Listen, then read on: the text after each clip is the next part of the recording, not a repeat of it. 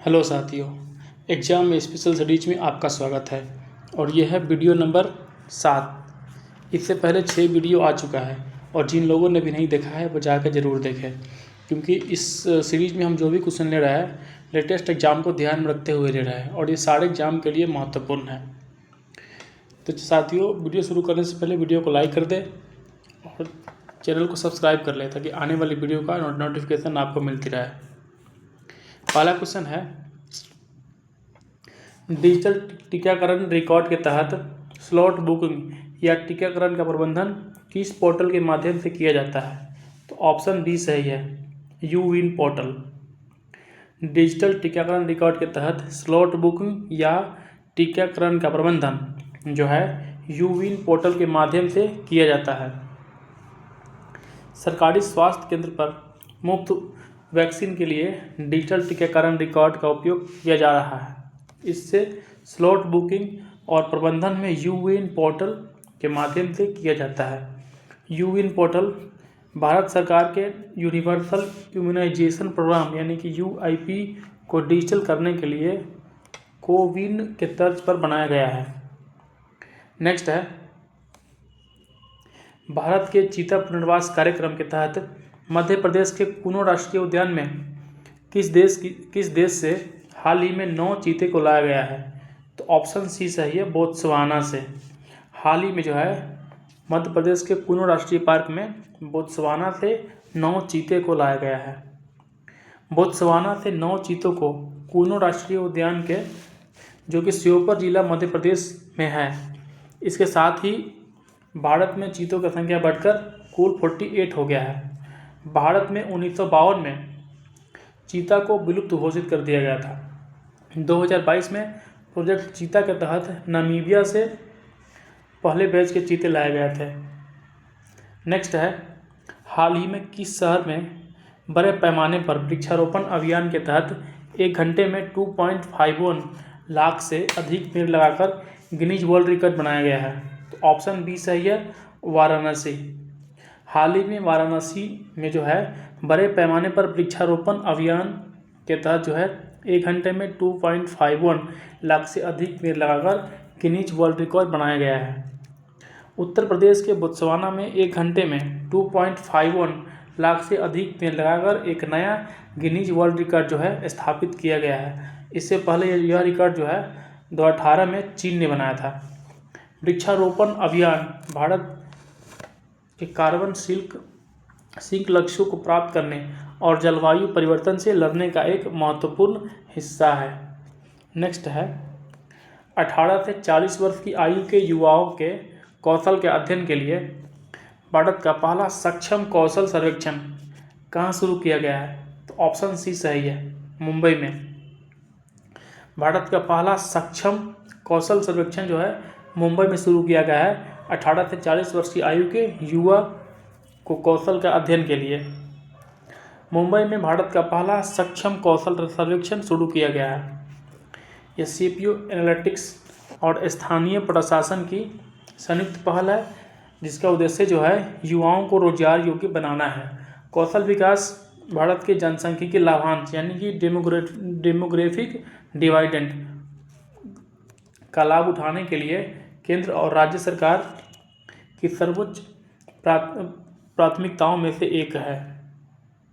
Next है, राजस्थान सरकार ने राज्य में के प्रसिद्ध सिरोही जिले में स्थित स्टेशन माउंट आबू का नाम बदलकर क्या रखने की घोषणा की है? तो ऑप्शन बी सही है, अबूराज। राजस्थान में स्थित माउंट आबू का नाम बदलकर जो है अबूराज रखने की घोषणा की गई है। राजस्थान सरकार ने अपने एकमात्र और प्रसिद्ध हिल स्टेशन माउंट आबू का नाम बदलकर जो है अबूराज करने की घोषणा की है। माउंट आबू अरावली पर्वतमाला में स्थित है और अपने प्रसिद्ध दिलवाड़ा जैन मंदिर के लिए जाना जाता है। नेक्स्ट है, राष्ट्रव्यापी अभियान जल महोत्सव 2026 की शुरुआत केंद्रीय जल शक्ति मंत्री किस स्थान से की है? तो ऑप्शन बी सही है, नवसारी गुजरात से।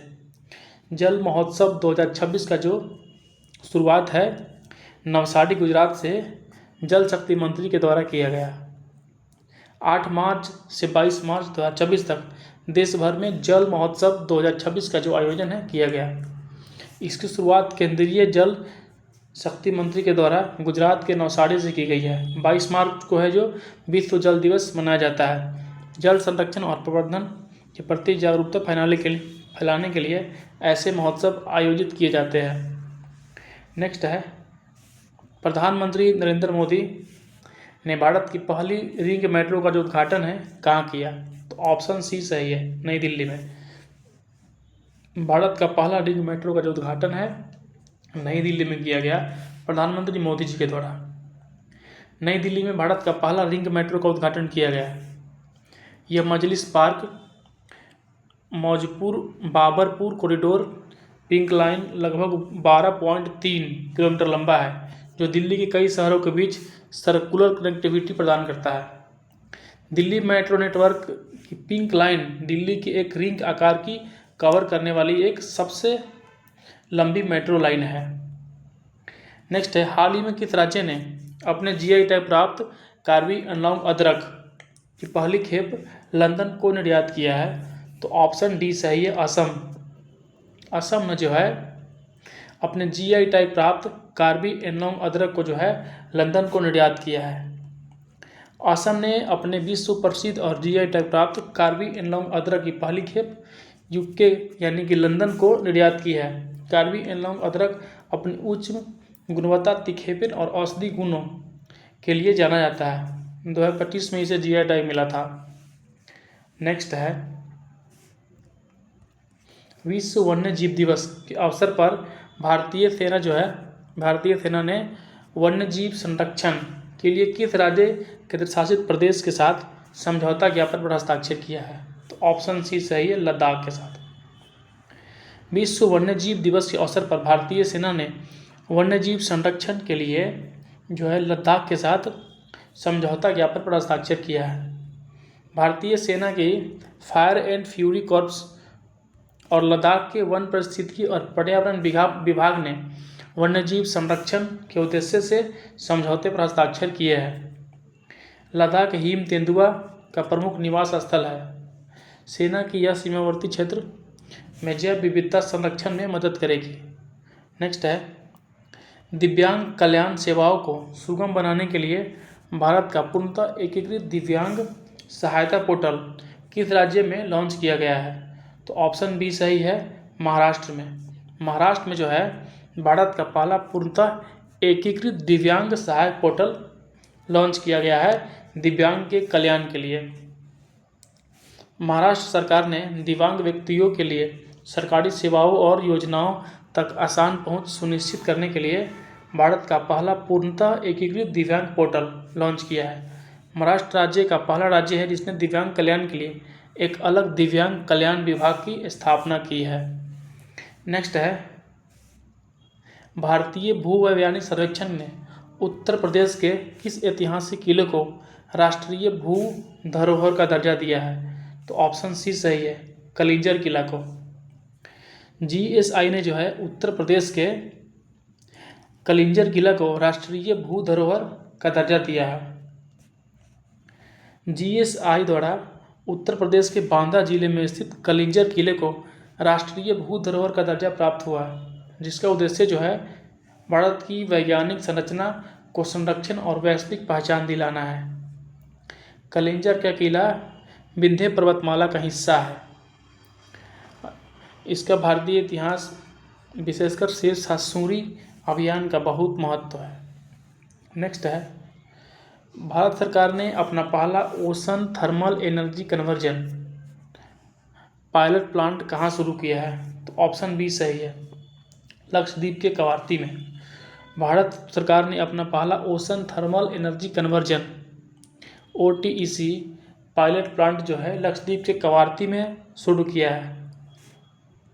भारत सरकार ने लक्षद्वीप के कवारती में द्वीप का पहला OTEC पायलट प्लांट शुरू किया है, जो इसे पृथ्वी विज्ञान मंत्रालय के तहत राष्ट्रीय महासागर प्रौद्योगिकी संस्थान चेन्नई द्वारा विकसित किया गया है।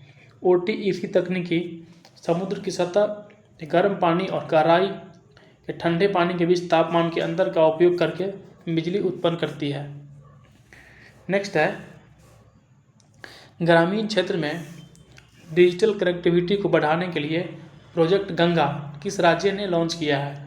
तो ऑप्शन डी सही है, उत्तर प्रदेश।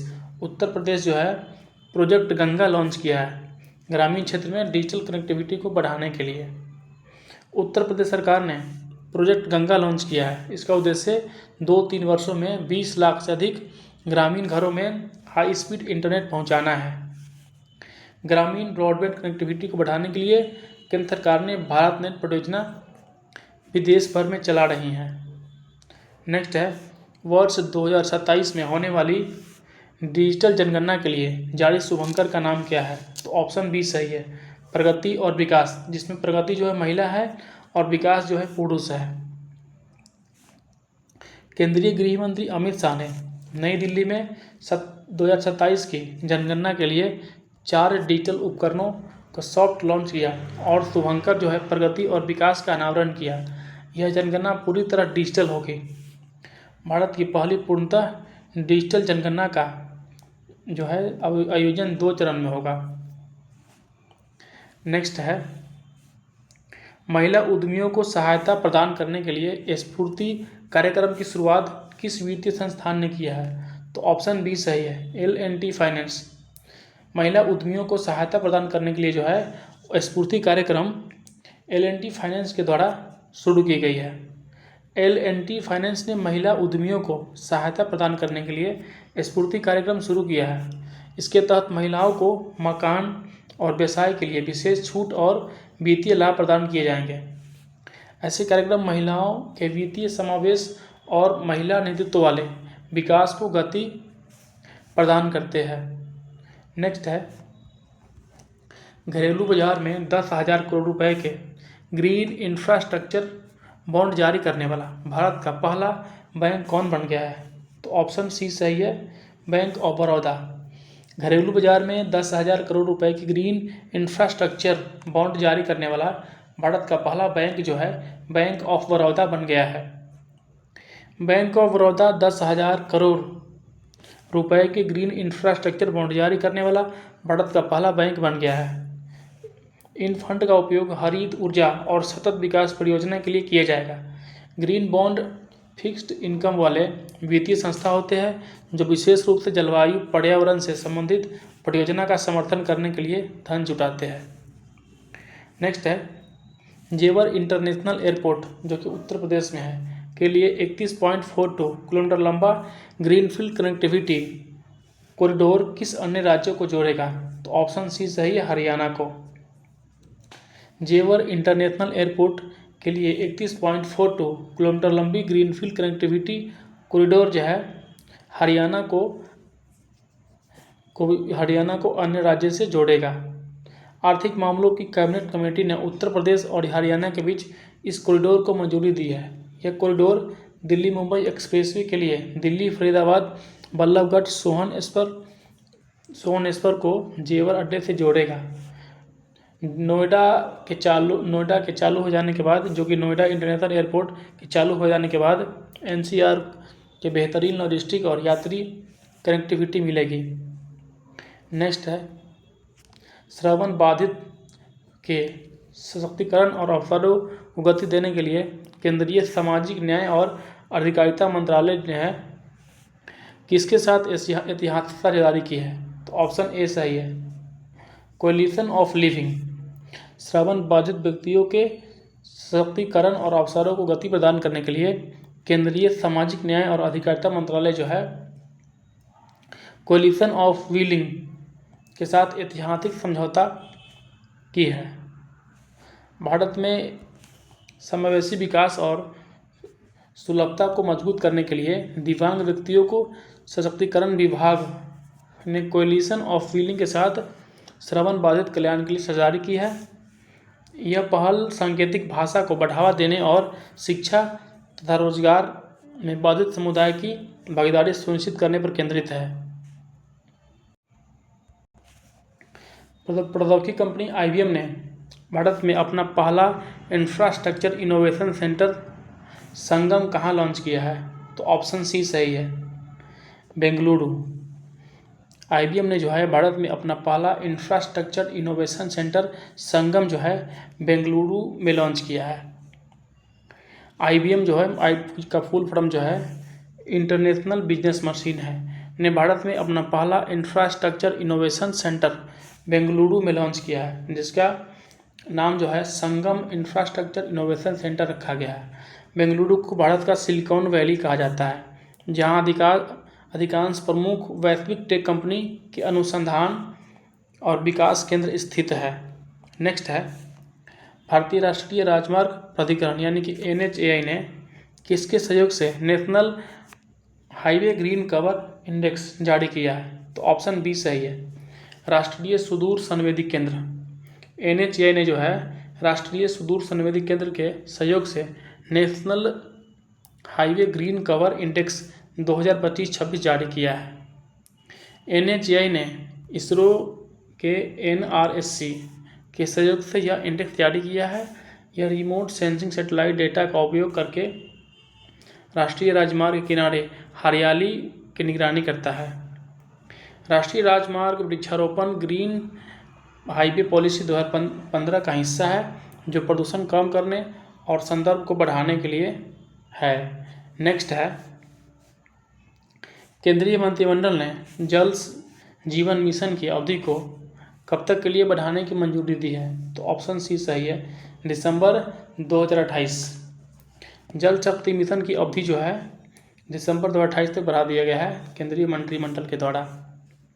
15 अगस्त 2019 को शुरू की गई केंद्र प्रायोजित योजना जल जीवन मिशन की अवधि को केंद्रीय मंत्रिमंडल ने दिसंबर 2028 तक बढ़ाने की मंजूरी दी है, ताकि हर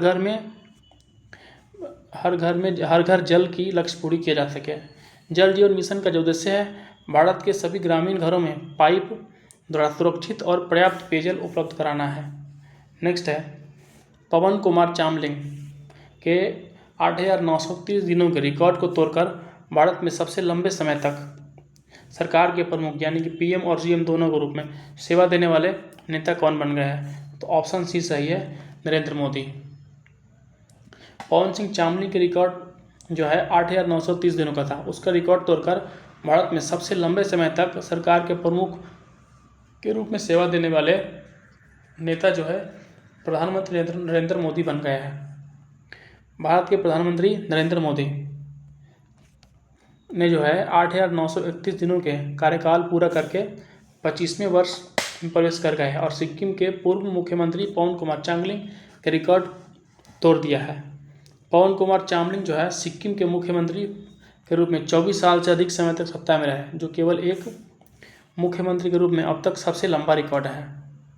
नेक्स्ट है दिल्ली के आर्मी अस्पताल ने हाइड्राइड माइक्रोस्टेट का उपयोग करके किस बीमारी के उपचार में एक वैश्विक उपलब्धि हासिल की है? तो ऑप्शन बी सही है, ग्लूकोमा। दिल्ली के आर्मी अस्पताल में हाइड्राइड माइक्रोस्टेट का उपयोग करके ग्लूकोमा बीमारी के उपचार में वैश्विक उपलब्धि हासिल किया है। दिल्ली के आर्मी अस्पताल ने हाइड्राइड्स माइक्रोस्टेट का उपयोग करके विश्व की पहली ग्लूकोमा सर्जरी की है, जो नेत्र चिकित्सा में बड़ी उपलब्धि है। ग्लूकोमा जैसे काला मोतियाबिंद एक ऐसी स्थिति है जो आँख का दबाव जो है बढ़ जाता है, जिससे ऑप्टिकल तंत्रिका को नुकसान पहुंचाता है और दृष्टिहीनता हो सकती है।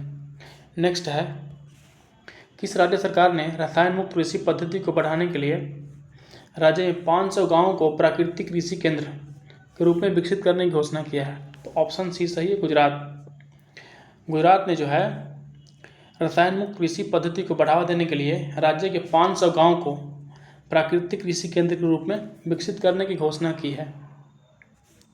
गुजरात सरकार ने राज्य में 500 गाँवों के प्राकृतिक कृषि केंद्र के रूप में विकसित करने की घोषणा की है। इससे गाँव को बाजार प्रणाली से जोड़ा जाएगा। गुजरात के राज्यपाल आचार्य देवव्रत प्राकृतिक खेती के बड़े समर्थक हैं और राज्य में सुभाष पालेकर प्राकृतिक खेती मॉडल के बड़े पैमाने पर बढ़ावा दिया जा रहा है। नेक्स्ट है आवास और शहरी कार्य मंत्रालय द्वारा नई दिल्ली में आयोजित अमृत मित्र महोत्सव का मुख्य उद्देश्य क्या था? तो ऑप्शन सी सही है, शहरी जल प्रबंधन में योगदान देने वाले महिलाओं को सम्मानित करना। दिल्ली में जो है आयोजित हुआ है अमृत मित्र महोत्सव। इसका उद्देश्य था शहरी जल प्रबंधन में योगदान देने वाली महिलाओं को सम्मानित करना। हाल ही में आवास और शहरी कार्य मंत्रालय ने अमृत मित्र महोत्सव का आयोजन किया। इस दौरान शहरी जल प्रबंधन और जल संरक्षण में उत्कृष्ट योगदान देने वाली महिलाओं को सम्मानित किया गया। यह योजना अमृत योजना के लक्ष्य के अनुरूप जल संरक्षण में भागीदारी को बढ़ावा देगा। और अमृत का जो फुल फॉर्म है ये देख लीजिए, Atal mission for rejuvenation and urban transformation, ये पूछ लेता है तो इसको याद रखना। नेक्स्ट है हरीश राणा बनाम भारत संघ मामले में भारत के सर्वोच्च न्यायालय ने पहली बार किस प्रक्रिया को मंजूरी प्रदान की है? तो ऑप्शन बी सही है, निष्क्रिय इच्छा मृत्यु। हरीश राणा बनाम भारत संघ मामले में जो है भारत के सर्वोच्च न्यायालय पहली बार जो है निष्क्रिय इच्छा मृत्यु यानी कि पैसिव एंथुसिया को मंजूरी प्रदान किया है। इस ऐतिहासिक फैसले में सुप्रीम कोर्ट ने पहली बार निष्क्रिय इच्छा मृत्यु को मंजूरी दी है। यह ऐसे मरीज पर लागू होगा जो 12 वर्ष से अधिक वर्ष से कोमा में है, जिसके तहत जीवन रक्षक उपचार रोककर मरीज को मृत्यु के लिए प्रेरित किया जाएगा। इससे पहले 2018 में कॉमन कॉज मामले में सुप्रीम कोर्ट ने लिविंग विल को मान्यता देते हुए सार्थक निष्क्रिय इच्छा मृत्यु की अनुमति दी थी। नेक्स्ट है 13 मार्च 2026 को प्रधानमंत्री नरेंद्र मोदी ने असम के गुवाहाटी से प्रधानमंत्री किसान सम्मान निधि योजना की कौन सी किस्त जारी की है? तो ऑप्शन सी सही है, 22वीं किस्त। 13 मार्च 2026 को प्रधानमंत्री नरेंद्र मोदी ने असम के गुवाहाटी से प्रधानमंत्री किसान सम्मान निधि योजना की 22वीं किस्त जारी की है।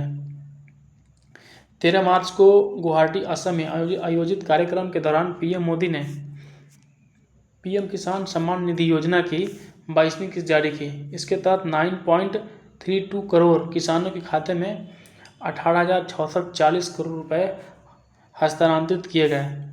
पीएम किसान योजना के तहत पात्र किसान प्रतिवर्ष 6,000 वित्तीय सहायता 2,000 के 3 समान किस्त दी जाती है। नेक्स्ट है पश्चिम बंगाल के राज्यसभा सदस्य के रूप में शपथ लेने वाली भारत की पहली खुले तौर पर समलैंगिक सांसद कौन बनी है? तो ऑप्शन बी सही है, डॉक्टर मेनका गोस्वामी। पश्चिम बंगाल के राज्यपाल के रूप में शपथ लेने वाली भारत की पहली खुले तौर पर समलैंगिक सांसद जो है डॉक्टर मेनका गोस्वामी बनी है। डॉक्टर मेनका गोस्वामी पश्चिम बंगाल के राज्यसभा सदस्य के रूप में शपथ लेकर भारत की पहली खुले तौर पर समलैंगिक सांसद बन गई है।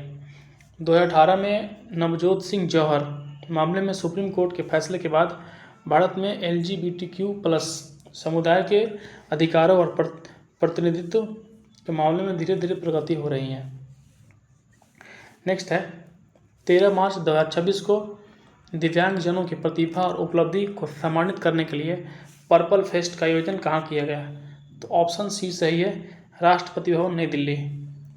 पर्पल फेस्ट का जो आयोजन है राष्ट्रपति भवन नई दिल्ली में किया गया और यह 13 मार्च 2026 को दिव्यांगजनों की प्रतिभा की उपलब्धि को सम्मानित करने के लिए मनाया गया। नई दिल्ली के राष्ट्रपति भवन में पर्पल फेस्ट का आयोजन किया गया। इस उत्सव का जो मुख्य उद्देश्य था दिव्यांगजनों की प्रतिभाओं और समाज में उनके योगदान को सम्मानित किया जाना था। बैंगनी रंग को अंतर्राष्ट्रीय स्तर पर दिव्यांगता और समावेशन के प्रतीक के रूप में अपनाया गया। नेक्स्ट है हाल ही में भारत के GI टैग प्राप्त 25 मीट्रिक टन जोहा चावल को असम से किन देशों पर निर्यात किया गया? तो ऑप्शन बी सही है, UK और इटली। असम का जो चावल है जोहा चावल जिसको GI टैग प्राप्त है वो जो है 2 देश UK और इटली में निर्यात किया गया।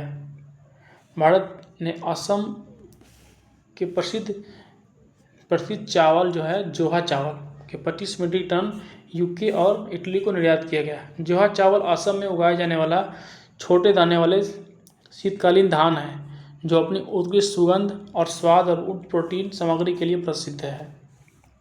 नेक्स्ट है मार्च 2026 में जारी एक रिपोर्ट के अनुसार 1143 किलोमीटर से अधिक संचालित लाइनों के साथ भारत विश्व भर में सबसे बड़ा कौन सा मेट्रो नेटवर्क बना है? तो ऑप्शन सी सही है, तीसरा। भारत जो है विश्व में तीसरा मेट्रो नेटवर्क बन गया है 1143 किलोमीटर लाइन के साथ, जिसमें पहला जो है चाइना है और दूसरा जो है अमेरिका है। भारत की पहली मेट्रो जो है 1984 में कोलकाता से शुरू हुई। आज दिल्ली मेट्रो भारत में सबसे बड़ा और व्यस्तम मेट्रो नेटवर्क है। तो साथियों, आज की वीडियो में बस इतना ही। ये कंटेंट आपको कैसा लगा ये कमेंट करके ज़रूर बताएं और वीडियो को एक लाइक करना और चैनल को सब्सक्राइब करके हमें सपोर्ट ज़रूर करें। धन्यवाद।